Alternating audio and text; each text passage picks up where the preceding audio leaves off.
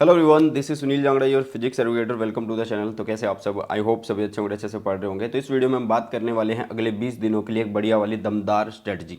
देखिए, सीबीएसई ने कल एक एडिशनल क्वेश्चन बैंक दिया है जिसको लेके बच्चे बहुत ज़्यादा डर गए हैं।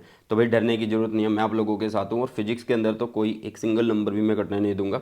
ठीक है, तो आज अभी बात करने वाले हैं हम दमदार स्ट्रेटजी अगले 20 दिनों के लिए। ठीक है भाई साहब, और मैं एक बात बोलूँगा कि जो भी बच्चे इस वीडियो को देख रहे हैं तो इस वीडियो को पूरा जरूर देखना, क्योंकि आप लोगों की एक अगले 20 दिनों में आप लोगों को कैसे पढ़ना चाहिए, क्या आप लोगों का प्लान होना चाहिए, वो सारे का सारा मैं इसके अंदर आप लोगों को बताऊंगा। ठीक है, चलो यार, तो शुरू करते हैं इस वीडियो को। और आगे बढ़ने से पहले मैं बोलूँगा, टेलीग्राम चैनल है सुनील जांगड़ा सर के नाम से, इसको फटाफट से ज्वाइन कर लो, क्योंकि अगर आप मुझसे पर्सनली फिजिक्स पढ़ना चाहते हैं तो आप इस टेलीग्राम चैनल को फटाफट से ज्वाइन करो, क्योंकि इसके अंदर मैं फ्री लाइव क्लास लेता हूँ बेटा जी, जो कि बिल्कुल फ्री होती हैं।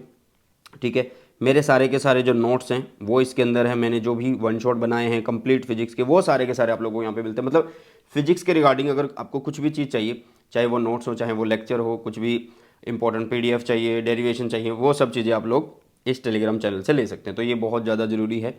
जैसे कि कोई डॉक्टर जब बोल देता ना कि भाई अगर आपको ये बीमारी ठीक करनी है तो ये दवाई लेनी ही पड़ेगी, मतलब ये मेडिसिन आपको खानी ही पड़ेगी। तो वही सीन है कि अगर आपको फिजिक्स में अच्छा स्कोर करना है तो ये टेलीग्राम चैनल पक्के से ज्वाइन करना है। ठीक है, चलो यार, तो इसको ज्वाइन कर लेना, लिंक डिस्क्रिप्शन बॉक्स में है। तो आगे बढ़ने से पहले यार देखो, वीडियो थोड़ा सा बड़ा रहेगा, मैं आप लोगों को बता दूं, 15 मिनट 16 मिनट का वीडियो रह सकता है।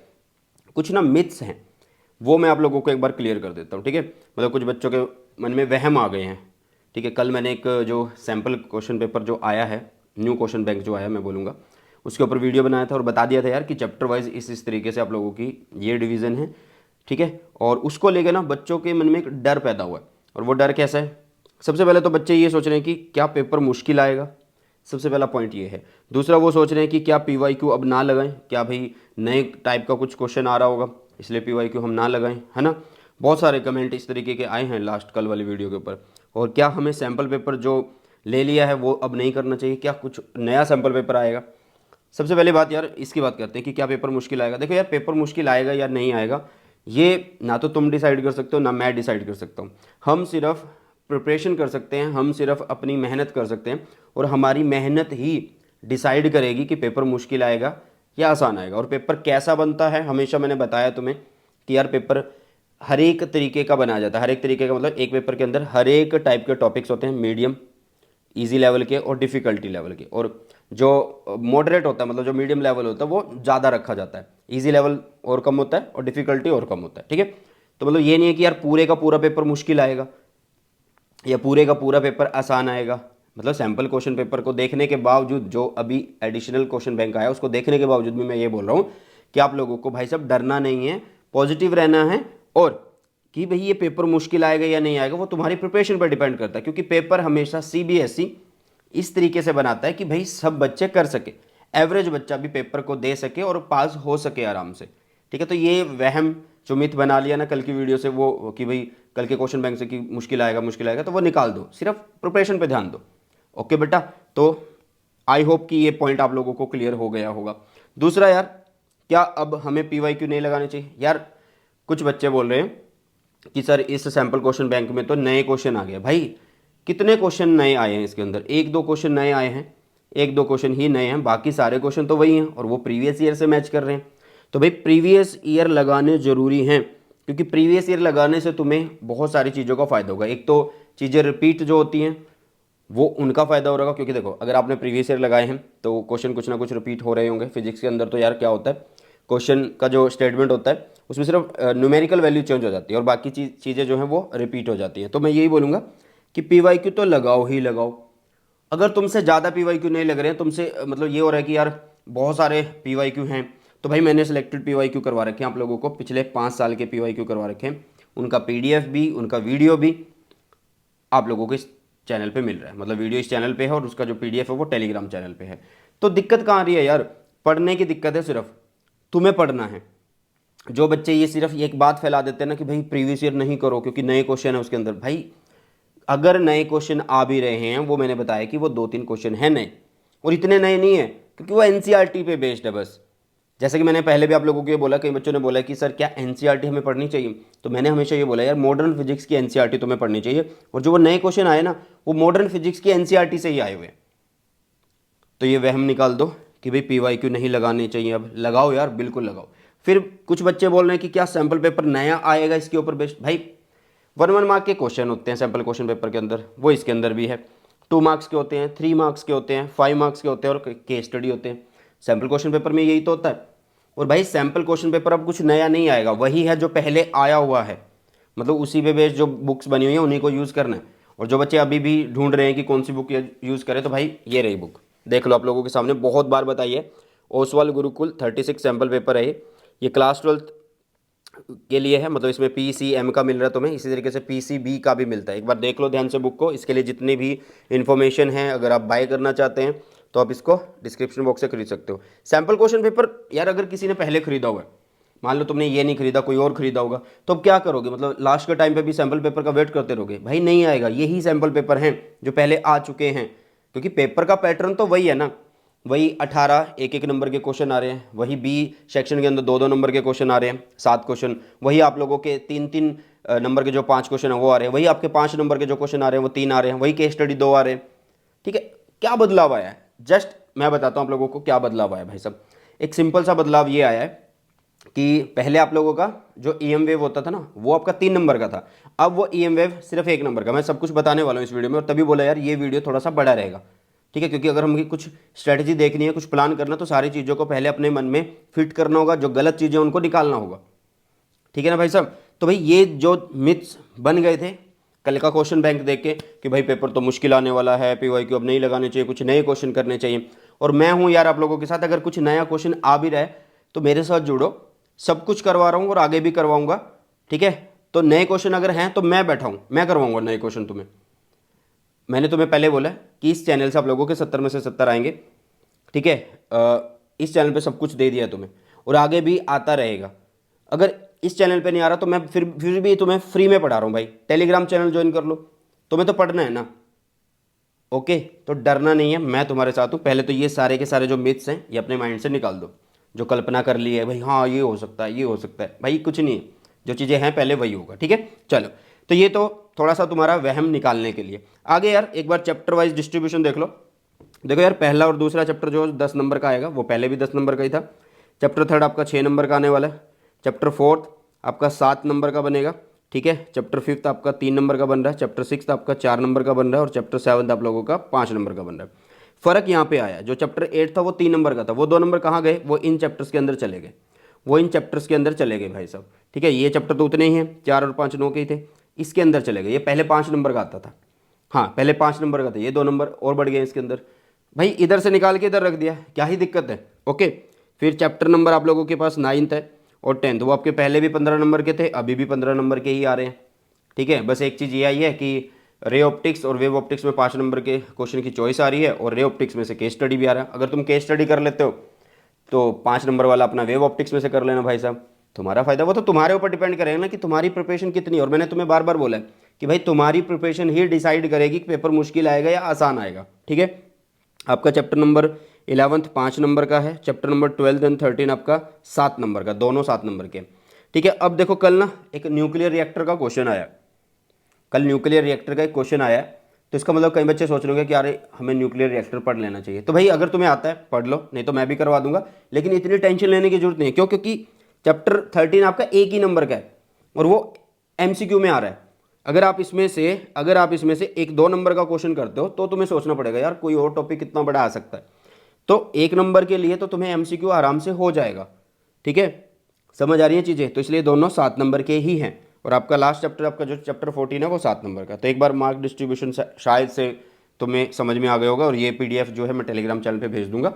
ठीक है, ये वाली जो प्रॉपर जो चैप्टर वाइज डिस्ट्रीब्यूशन है इसकी। ठीक है, अब बात करते हैं यार पढ़े कैसे अगले 20 दिन में। ठीक है, अगले 20 दिन के लिए यार पढ़े कैसे। सबसे पहले मैं एक बात क्लियर कर दूं कि इस टाइम पे जो भी बच्चा इस वीडियो को देख रहा है और वो अगर बिल्कुल जीरो लेवल पे है भाई साहब, तो उन्हें मैं यही बोलूँगा कि इस चैनल पे 24 घंटे का एक वीडियो है, वो देख लेना तुम लोग जो जीरो लेवल पे, जिन्होंने कुछ भी स्टार्ट नहीं किया, आज शुरू कर रहे हैं, प्रीवियस ईयर क्वेश्चन पूरे करवाए हुए हैं, वो देख लेना भाई साहब।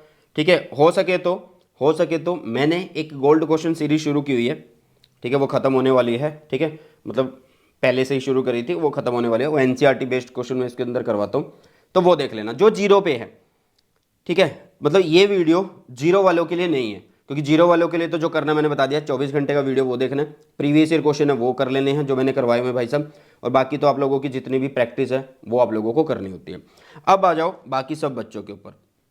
इस टाइम पे यार देखो, आपके जो एग्ज़ाम है वो सीबीएसई ने बोला कि 15 फेब से शुरू हो रहे हैं, ठीक है, लगभग इस महीने के अभी कितने दिन पड़े हैं, 5 दिन पड़े हैं, और 15 फरवरी से आपके एग्ज़ाम शुरू हो रहे हैं, तो 15 दिन वो, 5 दिन ये, तो 20 दिन हम लगा के चल रहे हैं, और 15 को यार एग्ज़ाम, मतलब साइंस वालों को तो नहीं है, ठीक है, उससे पहले 20 को या उससे पहले थोड़ा 18 को हिंदी का होगा, कुछ ऐसा ही होगा ना, तो 15 तक तो हम पढ़ने वाले हैं, साइंस वालों की मैं बात कर रहा हूँ, तो 20 दिन तुम्हारे पास हैं, खरे खरे 20 दिन हैं।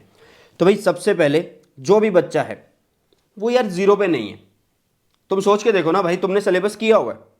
कुछ बच्चे ऐसे होंगे जिनका प्री बोर्ड जो है भाई साहब, जिनका प्री बोर्ड्स क्या है बहुत अच्छा गया होगा, जिनका प्री बोर्ड उतना अच्छा नहीं गया होगा, ठीक है, तो डरने की जरूरत नहीं है।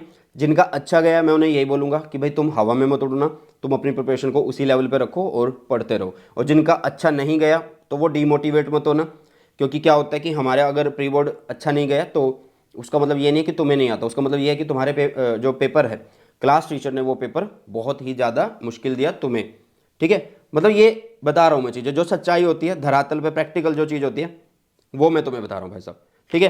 तो तुम जीरो लेवल पे तो नहीं हो, ठीक है, बहुत सारे बच्चे ऐसे होंगे जिनके 1-2 चैप्टर ही रहते होंगे, बहुत सारे बच्चे ऐसे होंगे जिनका पूरा सिलेबस हो चुका है भाई साहब, है ना, तो तुम जीरो लेवल पे नहीं हो, तुम अभी भी फोड़ सकते हो भाई साहब, अगर 20 दिन के अंदर बहुत बढ़िया तरीके से पढ़ रहे हो। तो एक चीज़ समझ में आती है, जब तुम लोग जीरो लेवल पे नहीं हो, जब तुम लोग जीरो लेवल पे नहीं हो, तो इसका मतलब तुम्हें सिर्फ अभी क्या करना है, रिवीजन करनी है भाई साहब, ठीक है, प्लस आप लोगों को प्रैक्टिस करनी है इन 20 दिनों के अंदर। तो बट तुम्हें यह पता होना चाहिए कैसे रिवीजन करूं और कैसे प्रैक्टिस करूं मैं, ठीक है, कैसे रिवीजन करूं और कैसे प्रैक्टिस करूं, सिर्फ एक ही फॉर्मूला भाई, RNP, रिवीजन करनी है और प्रैक्टिस करनी है। जितना भी सिलेबस है फुल सिलेबस की रिवीजन कर लो या चैप्टर वाइज रिवीजन कर लो, और उनके क्वेश्चन की प्रैक्टिस कर लो। नई क्वेश्चन प्रैक्टिस करने हैं, सैम्पल क्वेश्चन पेपर मैंने दिखा दिया, वहां से कर सकते हो, ठीक है। तो ये चीज हो गई, ठीक है, आगे बढ़ते हैं। अब सबसे ज़्यादा यार 20 दिनों के अंदर ना फोकस करना है सेल्फ स्टडी के ऊपर, ठीक है, सबसे ज़्यादा फोकस करना है। अगर आप लोगों के प्री बोर्ड्स हैं, ठीक है, तो जो गैप मिल रहा है उसको मैनेज करो, उसको यूटिलाइज करो। ये ना सोचो कि मेरे प्री बोर्ड खत्म होंगे फिर मैं शुरू करूंगा अपनी खुद की सेल्फ स्टडी, भाई नहीं, वो टाइम गया, अब टाइम सिर्फ 20-22 दिन है, 22 तो मैंने ज़्यादा बोल दिया, 20 दिन है तुम्हारे पास, और इन 20 दिनों के अंदर ही तुम्हें करना है, ठीक है, और सेल्फ स्टडी करनी है। मैं क्या बोल रहा हूँ कि सबसे ज़्यादा तुम्हें सेल्फ स्टडी करनी है भाई साहब, ठीक है। सेल्फ स्टडी का मतलब, सेल्फ स्टडी का क्या मतलब है, सेल्फ स्टडी का मैं मतलब अभी तुम्हें समझाऊंगा कि किस तरीके से तुम्हें करनी है, ठीक है। तो सबसे ज़्यादा फोकस करो सेल्फ स्टडी पे। ये ना हो कि तुम सोच रहे हो कि वो वाला टीचर आएगा, वो करवाएगा रिवीजन फिर मैं करूँगा, ठीक है, या वो वाली वीडियो मैं देखूंगा उससे रिवीजन होगी, ठीक है। मैं इस वीडियो में बोलूँगा तुम्हें कि किस तरीके से पढ़ो, इवन वीडियो का भी बताऊँगा, बट कब तुम्हें देखनी है वो वीडियो वो भी बता रहा हूँ, ठीक है। चलो अब ध्यान से देखना यार, इन 20 दिनों के अंदर हमें 3 सब्जेक्ट्स के ऊपर बहुत ज़्यादा ध्यान देना है, ठीक है। इन 20 दिनों के अंदर हमें 3 सब्जेक्ट के ऊपर बहुत ज़्यादा ध्यान देना है भाई साहब। 3 सब्जेक्ट सर कौन कौन से? देखो यार, ये जो 3 सब्जेक्ट है ना, ये तुम्हें खुद डिसाइड करने हैं। इस वीडियो में अगर मैं बता रहा हूँ तो तुम्हें मेनली फिजिक्स के लिए बता रहा हूँ, ठीक है। इस वीडियो में अगर मैं तुम्हें बता रहा हूँ तो मेनली फिजिक्स के लिए बात कर रहा हूँ, तो मैं ये मान के चलता हूँ कि मोस्ट ऑफ द जो स्टूडेंट है उनकी फिजिक्स उतनी अच्छी नहीं होती है। तो इन 3 सब्जेक्ट के अंदर आप लोगों का एक सब्जेक्ट तो फिजिक्स हो गया, दूसरा सब्जेक्ट आपका कुछ भी हो सकता है, या बायो हो सकता है, या मैथ्स हो सकता है, या तीसरा आपका केमिस्ट्री हो सकता है। अब कई बच्चों का केमिस्ट्री अच्छा होगा या कहीं का बायो अच्छा होगा, तो भाई ये 3 सब्जेक्ट तुम्हें डिसाइड करने हैं कि कौन से हैं। हाँ, फिजिक्स जरूर होगा, मुझे पता है, फिजिक्स जरूर होगा, ये मुझे पता है भाई साहब, ठीक है। चलो अब सर ये 20 दिन और 3 सब्जेक्ट का फंडा मुझे समझ में नहीं आया। देखो यार, अगर हम इन 20 दिनों में सारे सब्जेक्ट को अगर लेके चलेंगे, मान लो तुम डेली 5 सब्जेक्ट पढ़ रहे हो, कितने सब्जेक्ट पढ़ रहे हो भाई साहब? 5 सब्जेक्ट अगर डेली पढ़ रहे हो, तो 5 सब्जेक्ट में अगर आप 3 घंटे एक सब्जेक्ट को दे रहे हो, तो 15 घंटे यार मुझे नहीं लग रहा कि सेल्फ स्टडी हो पाएगी। 15 घंटे सेल्फ स्टडी देखो हो सकती है, बट ये नहीं है ना कि तुम कर पा रहे होंगे इस टाइम पे, क्योंकि तुम्हारे प्री बोर्ड्स भी हैं, स्कूल में भी जाना पड़ रहा होगा, बहुत सारी चीज़ें होती हैं। तो 3 घंटे मतलब 15 घंटे तो मेरा मानना है कि तुम 5 सब्जेक्ट नहीं कर पा रहे होंगे, बोर हो जाओगे। तो इसलिए तुम क्या करो, सिलेक्टेड कर लो अपने 3 सब्जेक्ट जो आप लोगों को मुश्किल लगते हैं, जो तुम्हें लगता है कि भाई ये तो ऐसा सब्जेक्ट है अगर मैं इसको नहीं पढ़ूंगा तो इसके अंदर उड़ सकता हूँ। उड़ने का मतलब समझते हो ना, फेल हो जाऊंगा ना, ये सोच के चलना, तो वो वाला सब्जेक्ट सेलेक्ट करो। ठीक है, फिजिक्स मैंने बता दिया, उसके अलावा तुम देख लेना। अब ध्यान से सुनो, अब इन 20 दिनों में जो 3 सब्जेक्ट पढ़ने हैं वो तुमने लिख लिया, उनके लिए बना लो यार डेली टारगेट। डेली टारगेट का मतलब कि ये करो कि आज मुझे लग रहा है कि मैं चैप्टर नंबर फर्स्ट करूंगा क्लास 12 फिजिक्स का रिवाइज, क्योंकि रिवाइज ही करना है यार अब। ठीक है, अब मैं चैप्टर नंबर फर्स्ट करूंगा, क्लास 12 फिजिक्स का फर्स्ट चैप्टर रिवाइज करूंगा। अब यार अगर तुम रिवाइज कर रहे हो ना, तो तुम एक चीज सोच के चलना, उसको रिवीजन इस तरीके से करना बिल्कुल पक्के वाली हो वो। और रिवीजन कोई ये नहीं होती कि यार 10 मिनट कर ली, 15 मिनट कर ली। रिवीजन का मतलब आप पूरा चैप्टर देख रहे हो, उसके पूरे प्रीवियस ईयर क्वेश्चन देख रहे हो, उसके डायग्राम देख रहे हो, उसके फॉर्मूला को रिवाइज कर रहे हो, ये होता है रिवीजन का तरीका। ये नहीं कि जस्ट एक बुक देखी, 5-10 मिनट उस पर लगाई और बात खत्म हुई भाई, बात खत्म हुई, मतलब ऐसे रिवीजन नहीं होती है, ना ही ऐसे प्रिपरेशन होगी आप लोगों की। ठीक है, तो डेली टारगेट बनाने हैं हर एक सब्जेक्ट का, जो भी 3 सब्जेक्ट तुमने सेलेक्ट किए हैं, और उनको डेली अचीव करना है। अब ध्यान से सुनना, अगर तुम मान लो एक सब्जेक्ट पे 3 घंटे लगा रहे हो, एक पे मान लो तुमने 3.5 घंटे लगा दिए, 6.5 घंटे हो गए भाई, एक पे फिर से तुमने 3 लगा दिए, यार 9.5 या 10 घंटे तो तुम सेल्फ स्टडी कर सकते हो, आराम से कर सकते हो। अगर आप लोगों का स्कूल तुम्हें फ्री कर चुका है तो बहुत अच्छी बात है, अगर नहीं करा तो भाई बोलो कि भाई हमें फ्री कर दो। कब करोगे फ्री? टाइम आ चुका है पढ़ने का। अगर अब सेल्फ स्टडी नहीं करेंगे तो कब करेंगे? फिर तो एग्जाम ही आ जाएगा सिर पे। और फिजिक्स के अंदर यार डरो मत, गैप्स भी हैं बहुत। ठीक है, आपका 6 तारीख को है शायद, है ना, तो 5 दिन का गैप मिल रहा है, मैं तुम्हारे साथ हूँ, मैं भी प्रिपरेशन कराऊंगा उसके अंदर। अगर तुम्हारा कोई 1-2 चैप्टर इन 20 दिनों में रह भी जाता है ना, तो उनके अंदर भी कवर हो रहा होगा वो। और मैं बोलूँगा यार कि मार्क्स के अकॉर्डिंग चैप्टर्स का सिलेक्शन कर लेना, कि हाँ यार ये 2 चैप्टर ज़्यादा नंबर के थे, उनको पहले कर लूँ मैं। और जो चीज़ें मैं बोल रहा हूँ ना भाई साहब, वो भी तुम्हारे लिए टिप्स हैं। ठीक है, चलो अब इनको करें कैसे? सर रिवीजन कैसे करनी है? देखो यार, मैंने पहले बोला था कि प्री बोर्ड वाले बच्चे, जिनका प्री बोर्ड अच्छा गया, जिनका नहीं अच्छा गया, मैं एक बात बोलूँगा, जिनका प्री बोर्ड अच्छा गया है वो नोट्स से पढ़ना शुरू कर दो, अपने नोट्स लो, उनको करो। ठीक है, तुमने अगर शॉर्ट नोट्स बना रखे हैं भाई, अगर तुमने शॉर्ट नोट्स बना रखे हैं वो कर लेना, नहीं तो मैंने चीट नोट्स दिए हुए वो देख लेना। और अभी मेरा एक प्लान है कि यार एनसीईआरटी बेस्ड, एनसीईआरटी की लाइन से निकले हुए, मतलब एनसीईआरटी के टेक्स्ट से मैं खुद तुम्हें चैप्टर वाइज नोट्स देने वाला हूं। सर कब दोगे? भाई कल से आएंगे, डेली एक एक चैप्टर आएगा, डेली एक एक चैप्टर आएगा, कल से जरूर आएगा यार। ठीक है, अगर कल से नहीं आ रहा तो परसों से आ जाएगा, बट डेली एक चैप्टर जरूर आ जाएगा, इवन किसी दिन 2 चैप्टर भी आ सकते हैं। समझ रहे हो? मतलब मैं तुम्हें छांट के बताऊंगा यार, हाँ ये चीज़ ये है, ये चीज़ ये है, क्योंकि यार जो आपके सिलेबस में उसमें से तो आ ही सकता है ना एनसीईआरटी के अंदर से। समझ रहे हो? ओके, चलो तो भाई जो बच्चे प्री बोर्ड अच्छा कर चुके हैं वो नोट से पढ़ लो अपने, नहीं तो चीट नोट से कर लेना। एनसीईआरटी बेस्ड नोट्स जो हैं वो तुम्हें कल परसों से मिलना शुरू हो जाएंगे। और बेटा जो बच्चों का प्री बोर्ड अच्छा नहीं हो तो वो वन शॉट से पढ़ना शुरू कर दो। वन शॉट किसी भी सब्जेक्ट के हो सकते हैं, जिस भी सब्जेक्ट के में आप लोगों को प्रॉब्लम आ रही है, चाहे वो फिजिक्स हो, चाहे वो केमिस्ट्री हो, चाहे वो मैथ्स हो, चाहे वो बायो हो। भाई वन शॉट को पढ़ने का तरीका क्या है? अब देखो, तुमने चैप्टर पहले पढ़ रखा है, तुमने प्री बोर्ड भी दे दिया है, तुम जीरो लेवल पे नहीं हो, तो वन शॉट को यार हाई स्पीड में देखना। तुम्हें किस पे देखना है? हाई स्पीड के अंदर देखना है। कोई 1.5x, देखो मैं कभी मुझे लेक्चर देखने होते हैं, मतलब जब भी ऐसा हो जाता ना, जैसे कि मान लो किसी बड़े टीचर के हमें लेक्चर देखने पड़ गए, कि मान लो वॉल्टर लेवन के लेक्चर देखने हैं, कोई भी चीज़ अगर देखनी है भाई, ये प्रैक्टिकल कैसे होता है, तो उसको ये थोड़ा यार कि बिल्कुल जीरो से समझेंगे, क्योंकि वो चीज़ें तो हमें आती हैं। हाई स्पीड करी, देख लिया यार, आज 1 घंटे का काम आधे घंटे में हो गया। सिंपल सी चीज़ है ना, सिंपल सी चीज़ है भाई। ठीक है, एक तो ये हो गया। ठीक है, और जब ये कर रहे हो ना भाई साहब, ये कर रहे हो, तो आप लोगों को उसके बाद देखना है कि 80-20 रूल कौन सा होता है। 80-20 रूल का मतलब कि उस चैप्टर के मोस्ट इंपॉर्टेंट टॉपिक्स को दोबारा ये देखना है कि यार ये टॉपिक तुमने कर लिए या नहीं कर लिए। हर एक चीज़ के मोस्ट इंपॉर्टेंट टॉपिक्स होते हैं, हर एक चैप्टर के मोस्ट इंपॉर्टेंट टॉपिक्स होते हैं, और वो मैंने करवाए हुए हैं। रिसेंट भी एक वीडियो डाला और उससे पहले भी एक वीडियो डाला हुआ है। ठीक है, 80-20 रूल को देख लेना। जब भी जो भी चैप्टर करोगे एक बार नज़र मारना कि यार हाँ सर ने 80-20 रूल में ये चीज़ बताई है, क्या ये हमें आती है? अगर नहीं आती तो उसको दोबारा से देख लो। ठीक है, अगर मान लो तुम्हें चैप्टर आता है, पूरा आता है, बट तुम्हें लग रहा है कि 2 टॉपिक मुझे नहीं आते हैं, तो वो 2 टॉपिक ढूंढो इसके अंदर से हैं या नहीं है। अगर इसके अंदर से हैं तो उनको भाई देखो दोबारा से, आपको फ़ायदा होगा भाई साहब। इसमें से इसका मतलब क्या होता है कि 20% सिलेबस में से 80% मार्क्स कवर हो रहे होते हैं। ठीक है, चीट नोट्स मैंने बता दिया कि टेलीग्राम चैनल पे वहाँ से तुम पढ़ सकते हो, या आप खुद के भी शॉर्ट नोट्स बना सकते हो भाई साहब, ठीक है। अब होता है क्या कि हम रिवीजन कर लेते हैं जस्ट थ्योरी पढ़ के या थ्योरी सुन के या शॉर्ट नोट्स बना के हमने रिवीजन कर ली, तो भाई प्रीवियस ईयर क्वेश्चन भी करने होते हैं। प्रैक्टिस करो प्रीवियस ईयर क्वेश्चन की, मैंने करवाए इस चैनल पे, छोटी छोटी वीडियोज़ हैं 30-35 मिनट की हैं फिजिक्स के लिए, 40 मिनट की, 50 मिनट की, उनको देखो हाई स्पीड में, फिर खुद से क्वेश्चन लगा के देखो, सैंपल क्वेश्चन पेपर से प्रैक्टिस कर लो तुम लोग। तो इस तरीके से तुम लोग भाई साहब अगले 20 दिनों में अगर पढ़ते हो तो बहुत बढ़िया रहेगा, ठीक है। अब ध्यान से सुनना, ये क्या है सर, भाई साहब तुम्हें क्या करना है ना, अपनी टाइम डिवीजन कर लेनी है। क्या कर लेनी है? टाइम की डिवीजन कर लेनी है। कैसे डिवीजन कर लेनी है? मतलब अगर मान लो कोई भी चैप्टर है, जैसे कि मान लो अगर मैं आज फिजिक्स का कोई भी एक चैप्टर नंबर 4 पढ़ रहा हूँ, मुझे उसको रिवाइज करना है, क्योंकि मैं रिवीजन क्यों बोल रहा हूँ, क्योंकि तुम जीरो लेवल पे नहीं हो भाई साहब, सिलेबस हो चुका होगा या जस्ट किसी न किसी चैप्टर में थोड़ी बहुत ही प्रॉब्लम होगी तुम्हें, और इस टाइम पे हम रिवीजन ही कर रहे होते हैं। तो भाई चैप्टर नंबर 4 के लिए मान लो आज मुझे चैप्टर नंबर 4 पढ़ना है फिजिक्स का, और इसके लिए मैंने सोचा है कि यार मैं 3.5 घंटे लगाऊंगा इसके ऊपर, और 3.5 घंटे में मैं इसको पूरा पी जाऊँगा। पी जाने का मतलब समझते हो, इसकी थ्योरी पढ़ लूँगा, ठीक है, इसके प्रीवियस ईयर क्वेश्चन लगा लूँगा, इससे रिलेटेड कुछ अलग क्वेश्चन अगर बन रहे होंगे, ठीक है, या एनसीईआरटी का कुछ भी क्वेश्चन बन रहा होगा वो मैं करने वाला हूँ, ठीक है, कि वो कर लूँगा।